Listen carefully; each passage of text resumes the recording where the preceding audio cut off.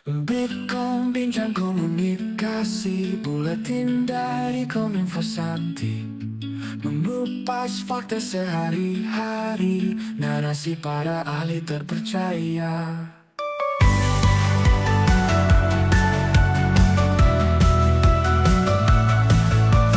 Persembahan buat Buleleng, podcast kita cermati, dari bumi Panji Sakti, dengan hati penuh inspirasi.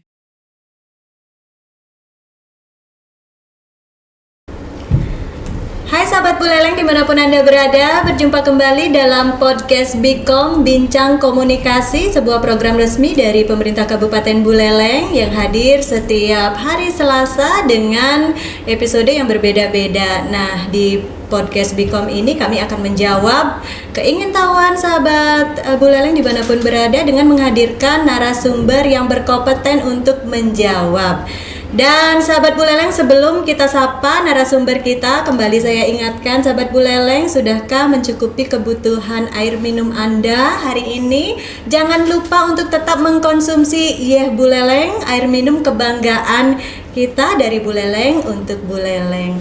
Nah sahabat Buleleng, jadi untuk episode kali ini kita akan berbicara tentang kesehatan. Dan tentu saja kita sudah menghadirkan narasumber dari RSUD Kabupaten Buleleng, yaitu Bapak Gede Eka Subiarta SST. Kita sapa dulu. Selamat pagi menjelang siang ini Bapak Eka. Oke, selamat pagi menjelang siang. Tetap semangat ya. Tetap semangat. Oke, dan sahabat Buleleng juga saya harapkan tetap semangat, tetap sehat, apalagi dengan musim yang sekarang masih naik turun. Cuaca berubah-ubah ya, kadang panas, kadang dingin sekali ya Pak. Benar sekali. Ya.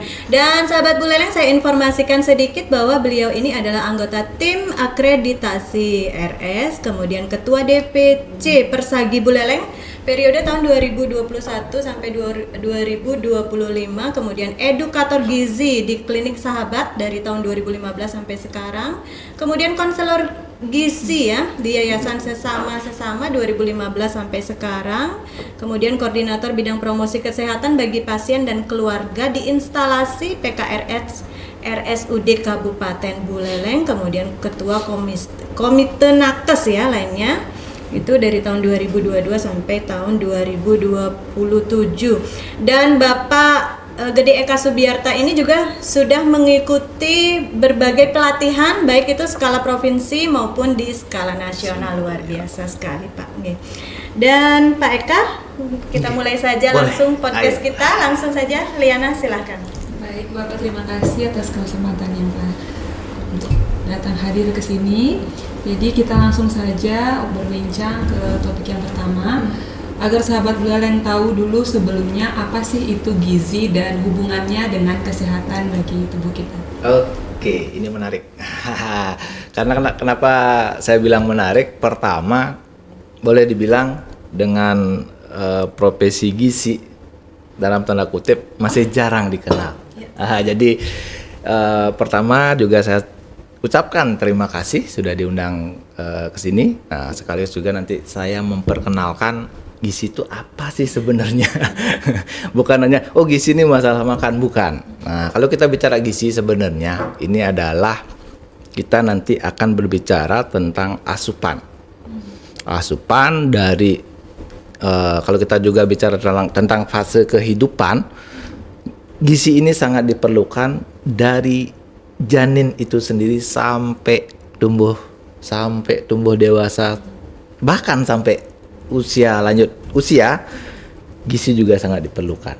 Nah, dan kalau kita juga berbicara kesehatan, tentu sahabat Buleleng juga kalau kita bicara kesehatan, kita juga tidak bisa hanya melalui terapi obat saja. Oke, terapi obat akan berfungsi dengan maksimal apabila asupan gizi juga optimal. Jadi ini sangatlah penting. Berarti erat hubungannya antara gizi dengan kesehatan. Jadi ini kita tidak bisa berjalan tidak balance, tidak seimbang. Jadi ini memang harus kita istilahnya sama-sama. Tidak bisa kita lihat dari satu faktor kalau kita bicara kesehatan. Nah, jadi gizi juga sangat penting meskipun tanda kutip agak jarang dikenal. Dan jadi kadang orang beranggapan, karena kenapa? Saya sendiri mengalami dulu waktu melanjutkan di Gizi, jurusan Gizi Poltekkes Kemenkes Denpasar, saya tamat dari sini saya mau kemana ya? Oke, jadi kita sebenarnya bingung sendiri saya mau kemana. Tapi setelah tamat melanjutkan pendidikan, masuk ke dunia kesehatan, banyak faktor yang harus kita perhatikan, banyak peluang. Tapi kan poinnya kita mau bergerak atau tidak, itu aja. Oke. Nah, kalau untuk gizi itu secara secara awam nih, Oke. masyarakat awam itu apakah itu berhubungan dengan mungkin asupan protein, kemudian apa lagi istilahnya Pak Eka yang untuk gizi itu ya, bisa dijelaskan? Oke. Gizi pasti secara dasar atau ilmiah kita bicara asupan makan. Makan. Ya, kalau asupan makan, gimana asupan makan yang bagus akan bila berkaitan dengan gizi seimbang, tentu yang seperti Ibu bilang tadi, ada asupan karbohidratnya, ada asupan proteinnya, ada asupan lemaknya juga. Dan jangan lupa, yang banyak sekarang kasusnya adalah sayur sama buah yang disepelekan. Apa sih cuma makan sayur nih? Apa sih cuma makan sepotong buah? Padahal kalau kita sudah berkecimpung di sini, sayur sama buah ini sangat-sangat penting bagi kesehatan tubuh kita. Jadi ini boleh dibilang asupan yang saya bilang sayur sama buah ini boleh dibilang kita wajib dalam menu kita sehari-hari. Harus ada. Ya. Berarti. Kalau bisa aja lagi, lebih simpel lagi, tiap kita pegang piring, ini harus ada sayur, harus ada buah. Kalau sudah 2 asupan dimasuk, saya yakin tubuh kita akan kinerjanya lebih optimal. Nah, kenapa sayur sama buah ini penting juga? Karena ini sifatnya akan membantu memaksimalkan penyerapan makanan. Jadi ini sangat penting. Makanya gizi tadi, bagaimana kita mengedukasi entah pasien, entah keluarganya, entah masyarakat sekitar, bagaimana sih sebenarnya pola kita yang bagus, bagaimana sih sebenarnya pola hidup kita, pola makan kita. Inilah pentingnya di sini. Jadi kelihatannya sepele, tapi punya peran yang vital kita bicara kesehatan. Nah Pak Eka, sekarang ini kan sedang marak nih, sedang viral banget nih tentang anak-anak yang mengalami stunting. Oke. Nah, apakah sayur dan buah itu bagus sih untuk anak-anak? Atau mungkin ada bahasanya lebih bagus dari daging, atau daging yang lebih bagus untuk anak-anak? Oke, pertanyaan yang bagus sekali. Kalau kita bicara masa anak-anak, sayur dan buah penting nggak? Penting. Tapi ini bukan komponen utama. Untuk anak-anak? Ya. Oke. Penting kita kenalkan, tapi bukan merupakan komponen utama. Karena kalau kita bicara anak-anak, pasti erat kaitannya dengan fenomena kita yang sekarang, stunting. Nah, kalau stunting ini kenapa? Kekurangan asupan protein sebenarnya. Oh, jadi kurang protein. Iya. Oke. Sayur buah itu diperkenalkan, tapi bukan komponen utama. Makanya kalau kita sekarang kaitkan lagi dengan stunting, nah ini remberannya apa? Support protein yang kurang dari masa janin sampai keluar lahir itu Yang kurang. golden age itu Iya. ya, 1000 hari pertama Ya, itu ya. itu hati-hati sekali. Kalau kita salah di fase ini, wah kacau. Makanya ini hati-hati sekali di golden age ini. Boleh dibilang kayak kertas putih. Kita ini mau gambar apa nih di sana? Inilah pentingnya kita. Jadi semakin kita bagus di sini, semakin kita improve di sini, ini semakin bagus. Semakin kurang pas, semakin jelek biasanya. Oke. Nah, Pak Eka, Iya. dari tadi kita bicara tentang protein nih. Tapi saya belum nanya nih, proteinnya itu apa aja, atau mungkin makanan-makanan khusus yang di dalamnya itu terkandung protein, bisa dijelaskan Pak Eka? Oke. Nah, kita lihat dulu nih wilayah kita nih Buleleng nih, banyak pantai, banyak ikan. Harusnya kita maksimalkan potensi ini. Manfaatkan bahan pangan lokal, contoh ikan. Itu sangat penting untuk perkembangan si kecil. Dalam artian tentu kita lihat juga ikannya itu dalam kondisi seperti apa, Ibu. Jangan mungkin yang sudah diawetkan, yang nyata-nyata pasti ada di pasar, di peken, gerang, pindang, sudang. Itu kurang berarti. Ya, kita lebih merekomen, kita lebih menyarankan bahwa dari produk bahan pangan lokal ini adalah ikan yang berbahan dasar segar. Atau kalau sahabat beleleng ada yang bilang B pancingan, B kedetan. Itu lebih bagus dia. Apapun jenis ikannya ya. Iya. Itu bisa kita jadikan sebagai support untuk bahan pangan lokal, untuk protein. Nggak jauh-jauh.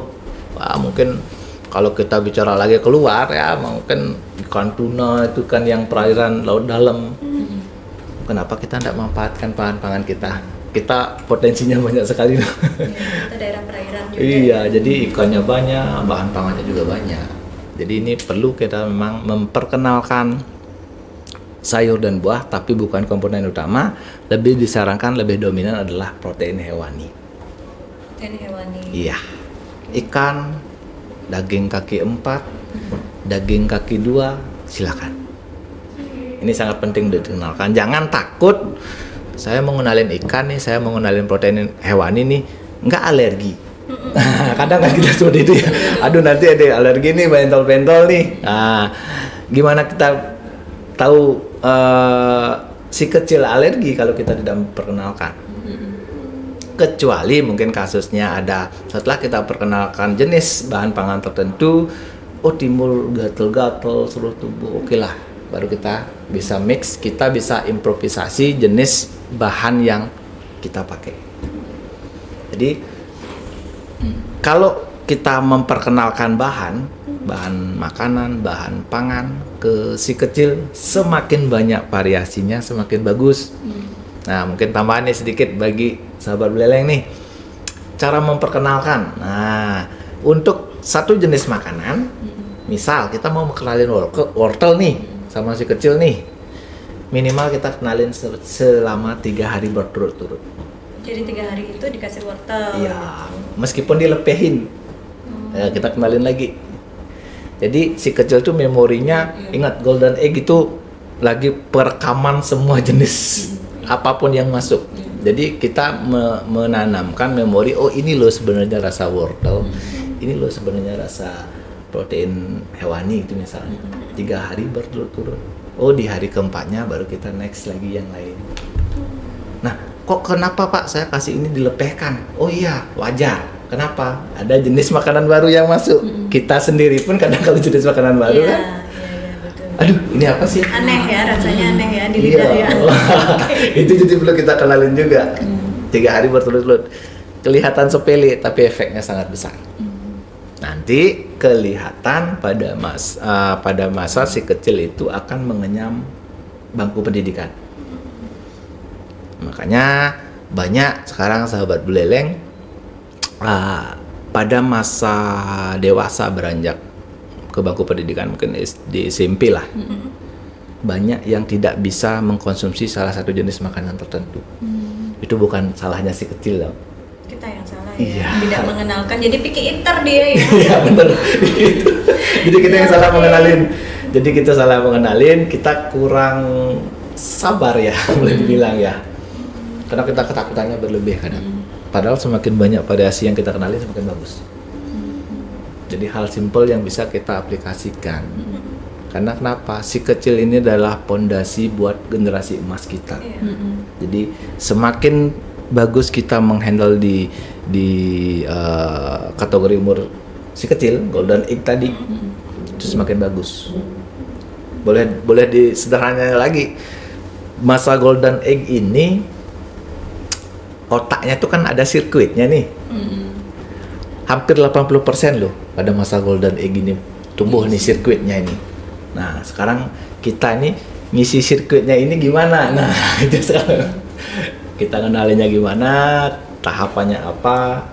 Nah, kalau mungkin sahabat beleleng mau biar lebih detail bisa silakan berkunjung ke RSUD Buleleng juga ada poli tumbuh kembang anak ada, poli gizi juga ada. Jadi lebih detail. Oh, di sana bisa berkonsultasi langsung Pak? Bisa. Jadi sesuai dengan keadaan si kecil. sesuai dengan keadaan si kecil, sesuai dengan berat badannya, sesuai dengan umurnya, sesuai dengan tahapannya apakah makanan lunak atau memang sudah ke makanan biasa. Silakan.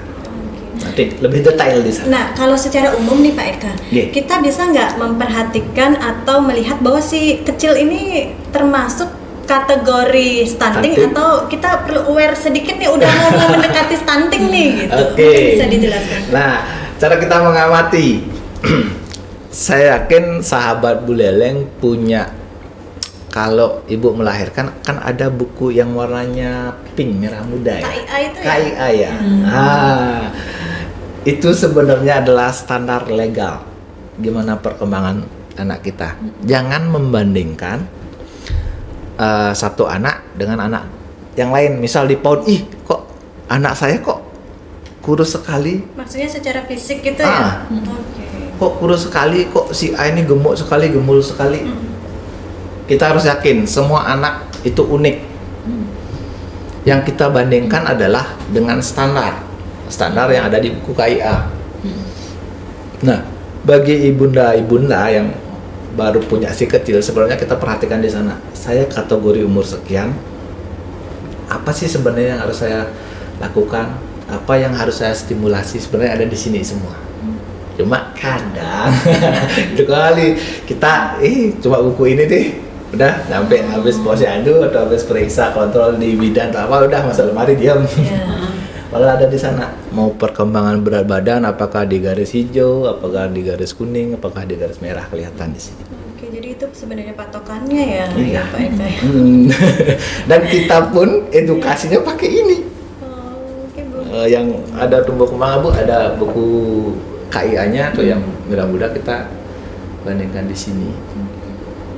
Dan setiap anak itu unik, kita jangan lupa itu.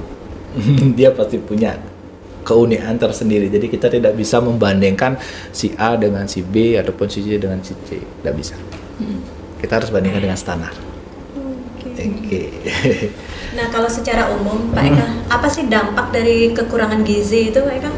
Baik itu untuk anak-anak maupun kita yang sudah dewasa. Salah satu dampak kekurangan gizi adalah stunting, itu salah satu halnya. Stunting itu adalah gangguan tumbuh pada balita. Ini gangguan yang timbul asupan makan yang kurang bagus pada masa hamil atau bentuknya janin sampai golden egg tadi, sampai menyusui, busui ini yang terganggu. Gangguan juga stimulasi motorik. Nah, ini adalah salah satu ciri kalau kita lihat, oh ini ada gangguan perkembangan apa nih dengan si kecil. Nah, sekarang juga banyak fenomena si kecil tuh takut kotor. Ya, benar. Aduh, nanti kasih ini kotor nih. Iya, benar sekali. Padahal itu merasa stimulasi loh. Contoh kecil, ajak ke pantai nih, sahabat Buleleng, kita Buleleng ini wilayah pantai semua. Kadang si kecil kita ajak turunin, ada pakai sepatu aja biar aman. Sebenarnya kita lihat dulu ya, pasirnya itu bersih atau enggak, tidak ada pecahan kata yang berbahaya atau enggak. Ya kita stimulasi si kecil. Jadi stimulasinya main apa enggak? Jangan lupa saraf tuh banyak nih di telapak tangan, telapak kaki banyak. Juga. Ya, itu juga menstimulasi responnya. Wajar si kecil tuh ketakutan, ya wajar. Karena kita mengenalkan sesuatu yang baru. Jadi stimulasi ini sangat penting. Jadi gangguan makan, gangguan stimulasi itu salah satu gizinya nggak bagus. Dan jangan lupa juga sekarang kita banyak konsen tentang gizi pra nikah. Sebelum nikah kita harus sudah bikin pondasi untuk menciptakan generasi emas. Jadi kita memang planningnya sebelum nikah, yang laki-laki dan perempuan kita treatment. Jadi bagaimana asupan gizinya, bagaimana tubuh kita yang optimal, ini kita treatment. Makanya ada gizi pranikah, gizi bayi, balita, banyak stepnya. Jadi kalau kita ngomong terkait dengan asupan gizi, apalagi tentang stunting, pasti kita bicaranya dari pranikah sampai semua lanjut usia. Nah, kalau kita bicara orang dewasa itu mungkin kisaran 30 tahun ke atas ya. Tentu kita akan berbicara tentang gizi seimbang. Gizi seimbang dalam artian hal tadi, pola makan kita yang bagus. Jangan lupakan kita tidak boleh mendewakan salah satu jenis makanan tertentu. Nah, jadi kadang kan ada jenis makanan ini jelek nih. Jenis ini baru bagus, saya konsumsi ini aja, yang ini nggak dikonsumsi. Itu salah. Kita tidak bisa mendewakan salah satu jenis makanan.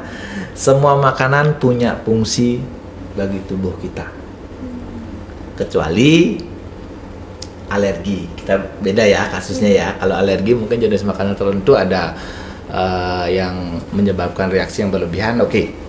Tapi kalau tidak ada, semakin banyak semakin bagus. Dan kebetulan juga ada studi kecil-kecilan di kebetulan tempat praktek. Kita bikin bis data, kita studi kecil-kecilan, ring umur banyak sakit kisaran 30-40. Yang banyak sakit. Ya. Nah, Harusnya. jenis penyakitnya itu? Nah, jenis penyakitnya juga Berbagai. iya, berbagai macam, boleh dibilang jenis penyakit yang harusnya di kategori umur sekian belum ada. Kita flashback lagi, kenapa nih bapak atau ibu ada gangguan seperti ini, kita flashback lagi ke belakang. Ya, itu apa? Kebiasaan dia 10-15 tahun yang lalu. Makanya saya bilang tadi, kalau dari awal di masa anak-anak, masa bangku sekolah, kita salah memperhatikan asupannya di sini, kelihatan di umur 20-30 tahun kelihatan. Karena kalau kita bicara efek makanan, tidak kayak efek minum obat. Kalau efek minum obat, sekarang minum langsung ya 3-4 jam ada reaksi. Kalau efek makanan tidak. Jangka panjang berarti. Iya, 5-10 tahun yang lalu. Jadi ini kita memang sangat-sangat aware dengan kondisi yang sekarang. Saya sendiri pun di kadang aduh, kok umur sekian sudah banyak problema seperti ini, kenapa? Gitu kan. Jadi kita harus sedikit aware dengan kondisi seperti ini. Oke Pak, tadi tentang pencegahan stunting yang dimulai dari masa bayi itu masih janin. Jadi itu berkaitan dengan si ibu. Jadi yang pernah saya dengar bahwa dari umur kita remaja, kita dianjurkan untuk meminum tablet penambah darah. Iya. Apakah itu salah satu dari untuk pencegahan stunting itu juga? Iya, benar. Itu salah satu. Makanya banyak sekarang teman-teman di TPG, Puskesmas, tim ahli gizinya, banyak melakukan edukasi, banyak melakukan konseling. Jadi untuk penambahan suplai darah tadi. Kita kan tahu kaum perempuan punya siklus bulanan. Kadang ada sampai tidak teratur. Bisa sebulan ada sampai 2 kali. Memang sih kelihatannya enggak kenapa. Tapi kita tetap harus aware kenapa. Yang normalnya sebulan sekali jadi bisa 2 kali sebulan tuh, aware kita.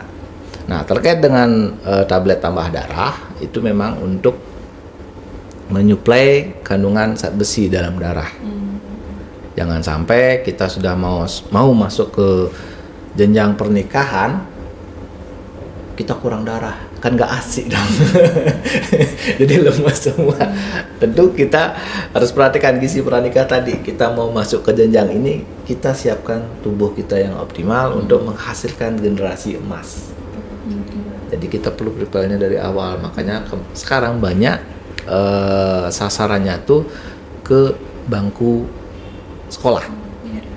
Kayak bulan lalu deh, saya sendiri ngasih edukasi ke SMA Bali Mandara tentang pola makan gizi seimbang, lanjut juga tentang tablet tambah darah juga.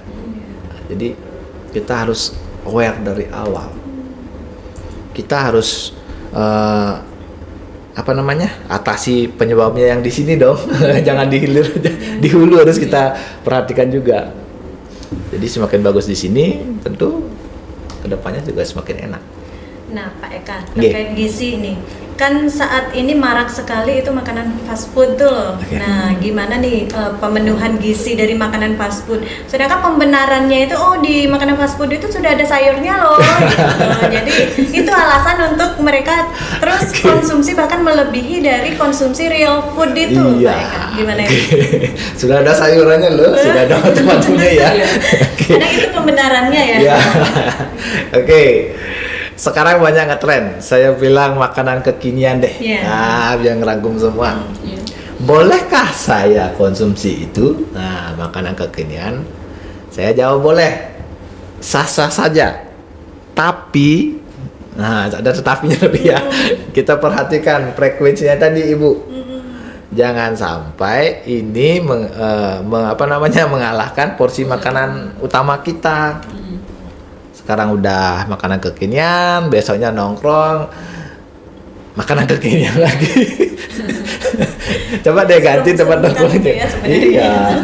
Ingat, makanan ini munculnya 5-10 tahun loh. Memang sekarang enak nih, kenapa banyak seneng? Ya, ini ada banyak MSG-nya, ada banyak pengawetnya. Pasti juga kadang banyak yang kriak yang bikin nafsu makan kita nambah, tapi hati-hati. Nah, saya Pak sudah sering makan ini nih, makanan kekinian, gimana solusinya? Nah, tentu pertama kita kurangi frekuensinya. Mungkin kalau sebulan 1-2 kali masih boleh. Tapi ingat, kadang kita makan makanan kekinian, minumnya minuman kekinian juga. Iya. Jadi ini nih yang bisa kita mainkan. Saya udah makan makanan kekinian, ya pakai salah satunya pakai ya beleleng deh. Air putih nih harus banyak. Besoknya bisa kita bales. Kemarin kayaknya saya terlalu banyak nih makan kekinian. Sekarang cari menu apa nih? Udahlah, saya nongkrong nih sama teman-teman nyari menu yang banyak ada sayurnya. Kan boleh, bisa kita improve di sana. Dan juga ingat, bagi sahabat beleleng, jangan mager. Apa kita telepon datang kan? Ini hati-hati. Semasih bisa dijangkau, mungkin alangkah bagusnya, alangkah enaknya kita bergerak. Jangan diem. Jadi semakin diem kadang otot semakin mengecil, konsentrasi tambah mumet jadinya biasanya. Udah makannya kayak gula, minumnya kayak gula, makannya fast food gitu ya. Iya. Coba deh kita imbangi, mungkin nyerempet sedikit deh tentang olahraga. Kalau atau gerak, sebenarnya bukan gerak atau olahraga kalau ada waktu ya. Mungkin sahabat beleleng kita sempatin. Kalau kita ngomong olahraga itu tidak perlu lama. Olahraga itu adalah kuncinya disiplin sama konsisten. Tidak perlu lama, setiap harinya mungkin 30-45 menit cukup. Tapi seminggunya 3-4 kali cukup. Kebanyakan kita kan free-nya Sabtu Minggu ya. Woi, Sabtu nih saya paginya jogging, siangnya saya zumba nih, sorenya langsung nge-gym nih itu misalnya. Tidak ada gunanya. Jadi olahraga ini kuncinya adalah konsisten. Jadi seharinya berapa nih? Saya cukup deh 30 menit aja. Tapi seminggunya 3-4 kali. Continue nanti kelihatan. Hal kecil sebenarnya. Itu yang memulai itu yang. Kita mau mulainya gimana? Mungkin saya kasih tips ya, mau mulainya ya. Oke ya, buat sahabat beleleng ya. Tips kita mau mulai. Sekarang kan banyak ada gadget. banyak ada smartphone. Jangan gadgetnya yang jadi smart, kita yang harus jadi smart. Oke. Aplikasi banyak, untuk workout banyak. Kita bisa setel alarm, bisa setel alarm, gunakan kayak sekarang juga gadget banyak yang jam nyambung, ini ada aware-nya, boleh kita gunakan itu. Dan biasakan juga kita rubah polanya ini. Contoh, saya kerja Pak, kerjaan saya di belakang komputer nih, duduk aja, gimana nih Pak? Oke, kita bisa atur gadgetnya dong. 2 jam kasih aware atau notif untuk bergerak. Atau kita kayak sekarang banyak ada grup, kita ngasih datanya gimana? Nah coba deh, jangan pakai grup, bawa aja flash disk, jijik biar jalan. Iya kan? Sebenarnya itu secara tidak langsung. Kayak saya sendiri di RSUD, karena kebetulan juga tugasnya sekarang lebih banyak di belakang meja, jadi saya antisipasi jam 10, jam 11-an dari pagi, karena belum dapat gini, ya udah saya bangun, saya keliling aja dulu sambil nyari apa biar dapat keliling, biar dapat gerak. Jadi gerak ini juga penting. Jadi kalau asupan makan sudah bagus, geraknya juga sudah aktif, saya yakin entah penyakit infeksi atau penyakit apapun akan lari dia. Karena ini adalah modal awal kita untuk kelangsungan hidup kita itu 5-10 tahun lagi. Jadi kita perlu aware di sini sebenarnya. Oke. Nah, Pak Eka, tadi kita bicara tentang gizi dan kaitannya dengan fisik ya. Nah, sekarang kalau untuk mental, adakah kaitannya antara kecukupan gizi dengan kesehatan mental kita, Pak Eka? Kesehatan mental ya. Wow, seru nih. Kesehatan mental nih ya. Kalau kita bicara kesehatan mental, tentu juga ada hubungannya dengan asupan gizi. Asupan gizi akan membuat tubuh kita optimal. Dengan tubuh kita optimal, tentu mental kita juga akan berpengaruh. Banyak sekarang boleh dibilang mentalnya agak sedikit naik turun ya. Boleh dibilang seperti itu. Kenapa? Asupan dari awal ini tidak bagus. Contoh, asupan yang masuk ke dalam tubuh kita tuh monoton. Seperti yang Ibu bilang tadi, kebanyakan makanan kekinian nih. Makanya ada istilah sekarang generasi micinnya nih. Gitu. Ini dah maksudnya. Jadi apa? Supportnya itu tidak balance. Support dari makanan yang kita makan, support dari aktivitas yang kita lakukan, ini tidak balance. Jadi ini yang menyebabkan kesehatan mental ini juga jadi sedikit terganggu.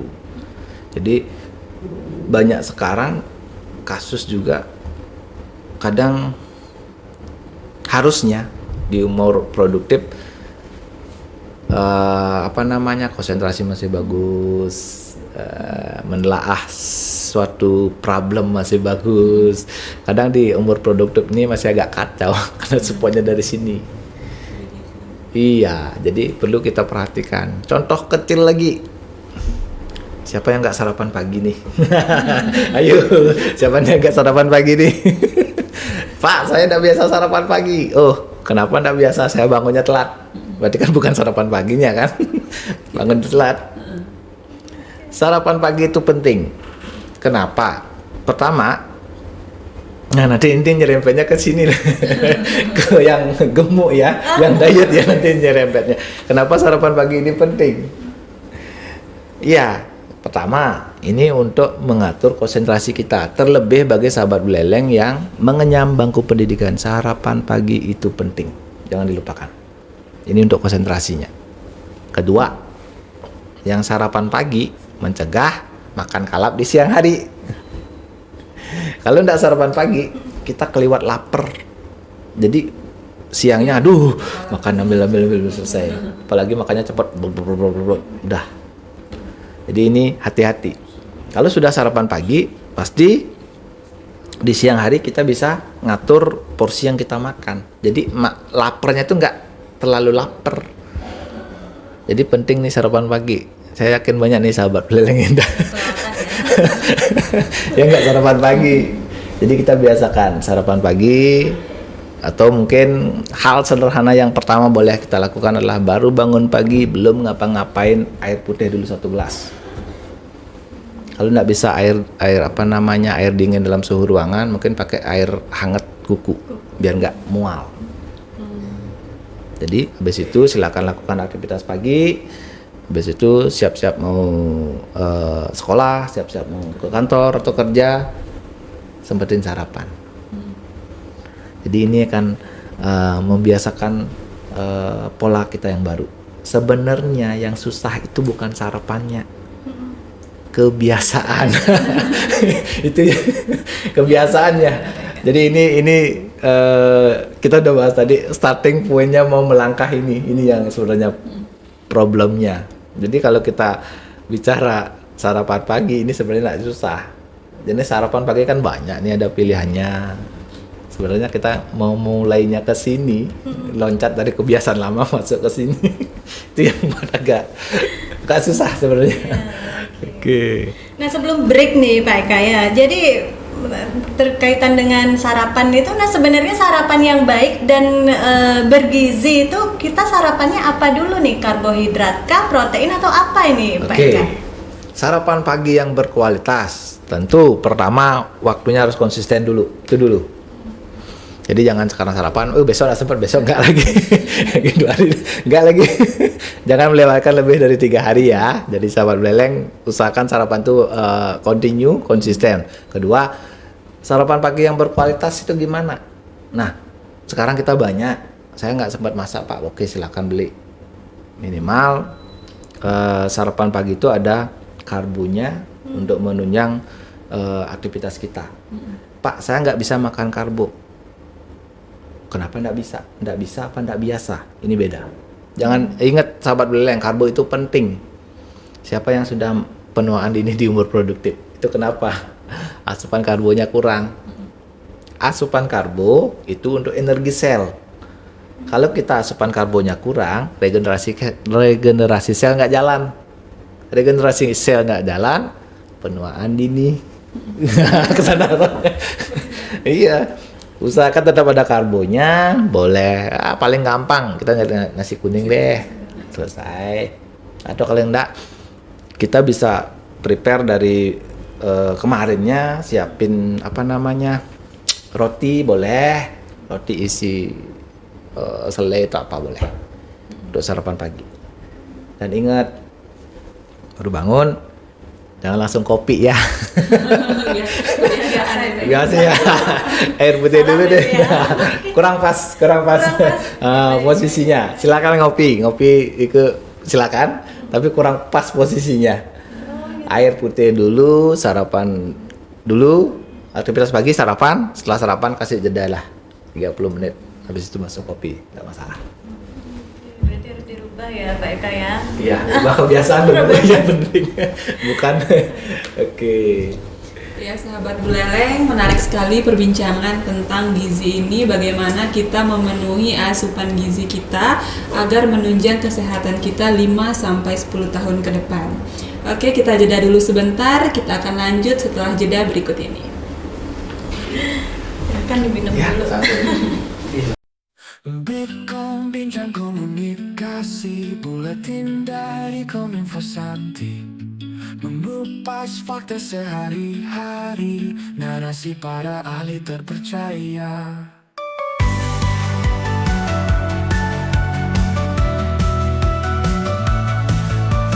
Persembahan buat Buleleng, podcast kita cermati.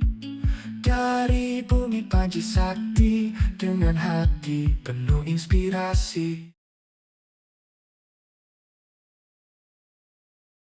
Baik sahabat Buleleng, kita kembali lagi di Bikom Bincang Komunikasi, masih bersama dengan narasumber kita Pak Eka. Baik Bapak, kita lanjutkan perbincangannya.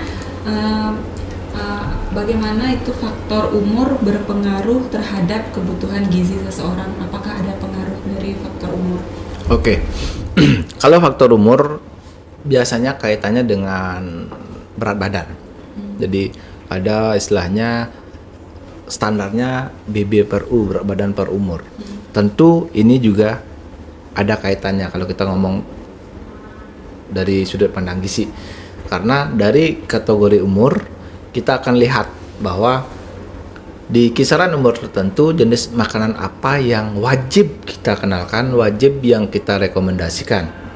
Karena kebutuhan di tiap ring umur pasti berbeda. Nah, tentunya di sini stepnya dari awal tadi kita harus mengenalkan berbagai macam jenis makanan kepada si kecil dengan harapan memorinya dia itu terekam.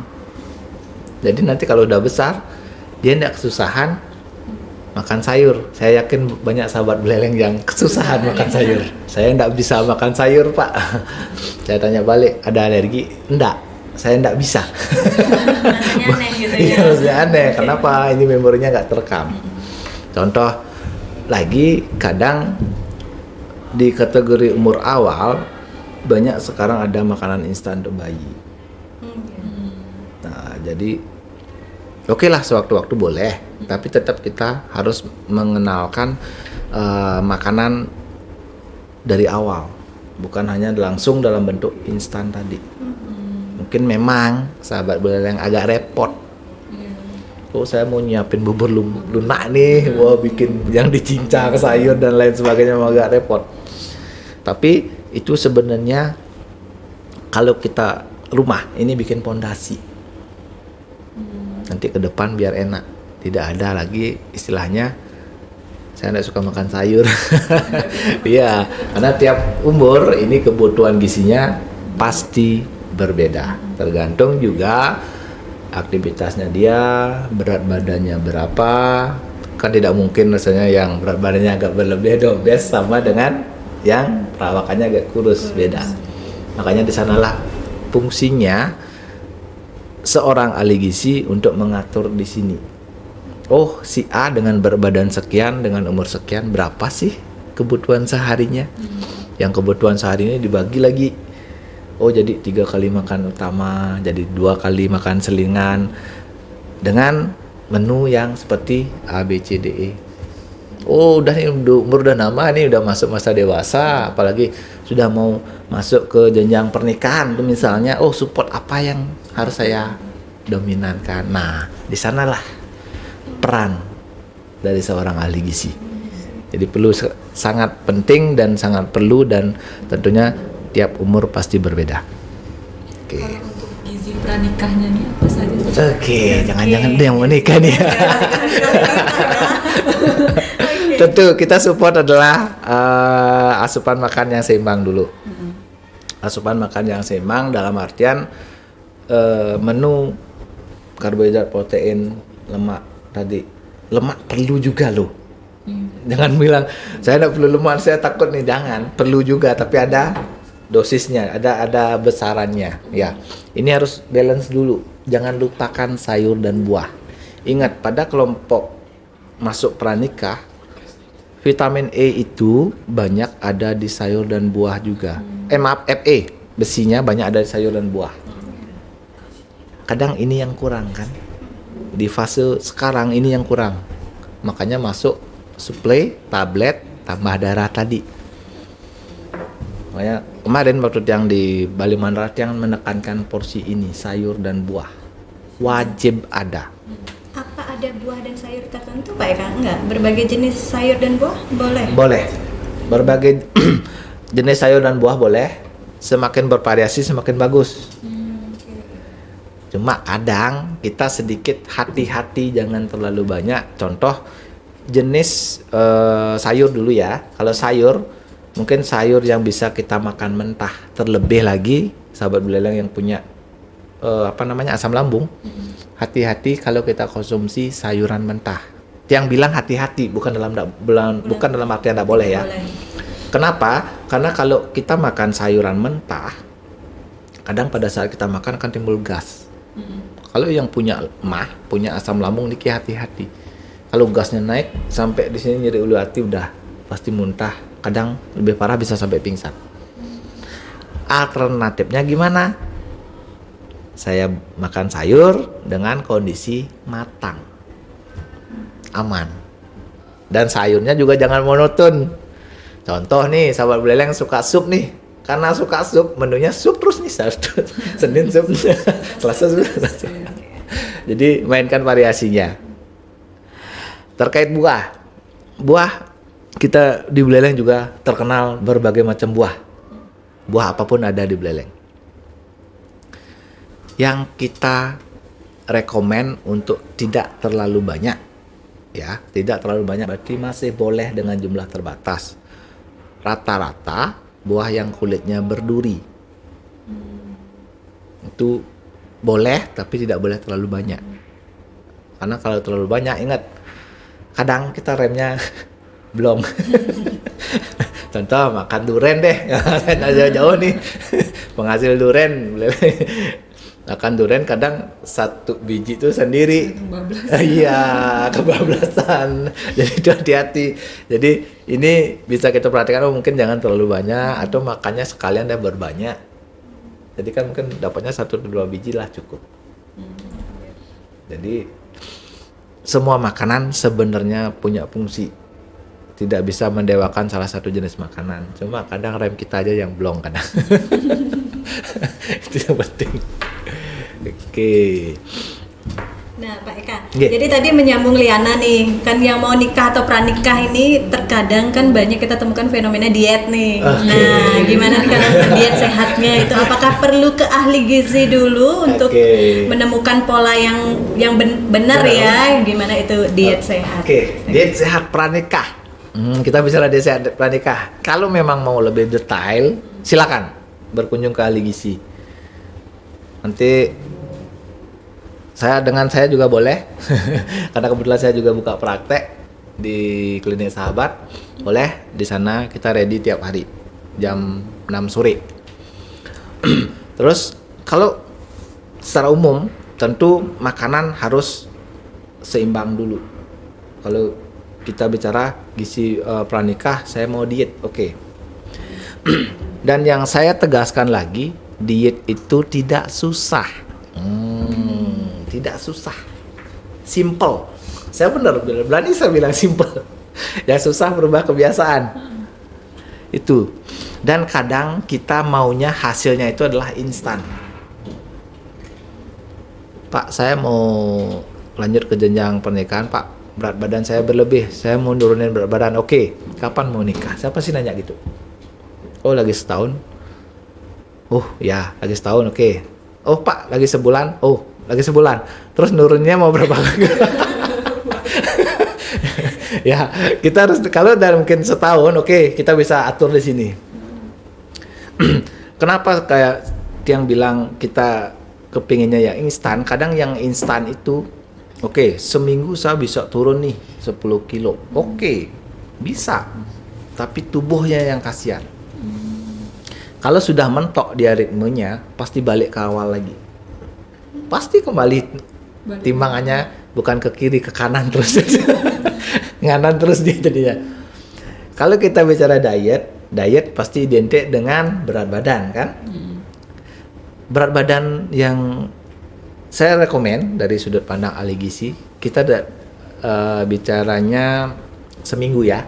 Berat badan dalam seminggu itu bisa turun minimal setengah kilo, maksimalnya 1 kilo, jangan berlebih.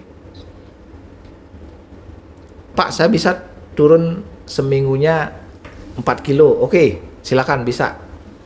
Siapa sih nanya? Enggak lempu jangan Pak, enggak lempu jangan Bu. Iya, kenapa? Tubuh kita belum siap. Tapi kalau ringnya setengah kilo sama 1 kilo, tubuh juga menyesuaikan. Bisa setengah kilo, 1 kilo seminggu aja sudah sangat-sangat bagus. Jadi tubuh akan menyesuaikan. Kalau dengan pola instan, pada saat sudah mentok, dia akan balik lagi. Pasti lagi kembali. Kalau kita bicara diet ya, oke, diet itu simple, tidak susah. Saya berani bilang tidak susah. Sekarang kemauannya kemana nih? Kita aja dulu. Nanti Liana boleh deh spesifik lagi. Oke. Baik, terakhir sekali nih Pak Eka ya. Jadi bagaimana sih tips dan triknya untuk sahabat Buleleng secara sederhana bisa hal-hal yang bisa dilakukan mungkin untuk mencukupi kebutuhan gizi yang paling sederhana sekali, gizi harian dulu. Bagaimana caranya mungkin sahabat Buleleng bisa menerapkan sebelum berangkat ke kantor atau sebelum berangkat sekolah. Oke. Tips untuk gizi yang seimbang ya. Hal sederhana. Sarapan pagi jangan lupa. Itu hal yang sangat saya berulang kali tekankan, berulang kali saya rekomendasikan. Sarapan pagi sahabat Buleleng jangan lupakan. Sempat nggak sempat, sempatkan. Itu pertama. Kedua, kecukupan air putih. Oke. Saya yakin sahabat Buleleng yang kerjanya kebanyakan di kantor, ruangan ber-AC. Pak, saya nggak haus. Oke, coba kita giniin kulitnya, apa namanya, gagas dalam bahasa Buleleng ya. Kering nggak? Kalau ada kayak garis, udahlah, itu kita kurang. Atau sahabat Buleleng bisa deteksi dari air kencing. Kalau air kencingnya kita keruh, kurang air putih. Kalau air kencingnya bening, cukup air putih. 3, biasakan. Bagi yang pecinta kopi, sebelum sesudah ngopi air putih, sebelum dan sesudah makan air putih, biasakan, jangan yang lain. Nah, selain pola makan, tentu saya anjurkan adalah gerak. Jadi jangan mager ya sahabat Buleleng. Oke, luangkan waktu 30 menit maksimal 45 menit seminggunya 3 sampai 4 kali. Dan yang terakhir, kita harus bersyukur. Kita harus bersyukur atas badan kita. Kita juga harus bersyukur terhadap makanan yang bisa kita makan. Dan kita juga harus bersyukur kita berada di Bumi Buleleng yang istilahnya berbagai macam aneka bahan pangan ada. Demikian. Baik, terima kasih sekali Pak Eka sudah berkenan untuk menjawab keingintahuan sahabat Buleleng, mulai dari gizi untuk pencegahan anak-anak stunting, kemudian gizi untuk pranikah, dan terakhir gizi sesuai faktor umur. Ini penting sekali untuk kita-kita yang kantoran ya. Jadi tips dan triknya itu sangat bermanfaat ya Pak Eka ya. Terima kasih banyak, dan semoga nanti informasi yang Pak Eka sampaikan itu akan memberikan manfaat yang sebesar-besarnya dan tentu saja merubah pola hidup dari sahabat Buleleng yang kurang baik jadi baik ya. Dan nanti lebih detailnya bisa langsung ketemu dengan Pak Eka. Silakan. Baik sahabat Buleleng, tidak terasa kita sudah sampai di penghujung perbincangan podcast pada episode pada hari ini. Sampai ketemu lagi di episode berikutnya. Saya dan rekan saya Dewi Lestari, kami pamit undur diri. Terima kasih.